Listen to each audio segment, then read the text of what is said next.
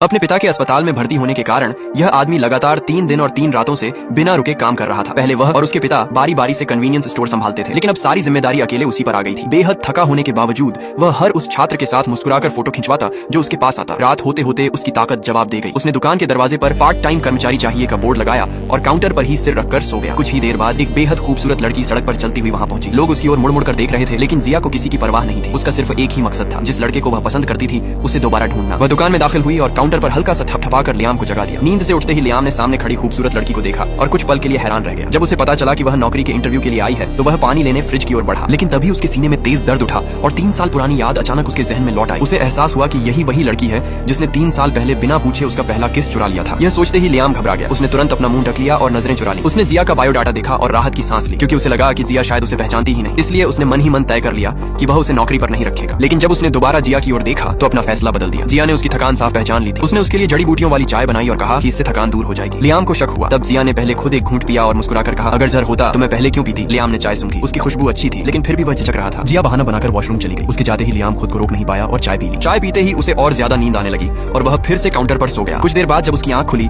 तो सामने एक अधेड़ आदमी इंस्टेंट नूडल्स खा रहा था। वह घबरा कर उठ बैठा। जो दुकान कुछ देर पहले बिल्कुल खाली थी अब ग्राहकों से भरी हुई थी। जिया मुस्कुराते हुए उससे पूछती है कि क्या वह अगले दिन से काम शुरू कर सकती है। लियाम जवाब देता है कि अभी फैसला नहीं हुआ है, क्योंकि और भी उम्मीदवार आने वाले हैं। इतना सुनते ही जिया मासूम सा चेहरा बनाकर कहती है, लगता है मुझे तो रिजेक्ट ही कर देंगे। उसकी यह अदा देखकर लियाम का दिल पिघल जाता है। अगले दिन जब जिया काम पर आती है तो अपनी मीठी बातों से लियाम की माँ का दिल जीत लेती है। वह उनकी इतनी तारीफ करती है कि उन्हें लियाम की बहन तक समझ लेती है। यह सुनकर लियाम की माँ खुशी से खिल उठती है, जबकि लियाम हैरानी से जिया को देखता रह जाता है। उसने पहले कभी इतनी बेबाक और मिलनसार लड़की नहीं देखी थी। फिर लियाम उसे कैश रजिस्टर चलाना सिखाने लगता है, लेकिन जिया की फुर्ती देखकर वह दंग रह जाता है। दरअसल जिया पहले भी एक कन्वीनियंस स्टोर में काम कर चुकी होती है। लियाम उससे पूछता है, तो तुम्हें सिगरेट के सारे ब्रांड अच्छे से पता होंगे। जिया मुस्कुराकर कहती है, इतना भी नहीं, लेकिन लियाम को उसकी बात पर जरा भी यकीन नहीं होता।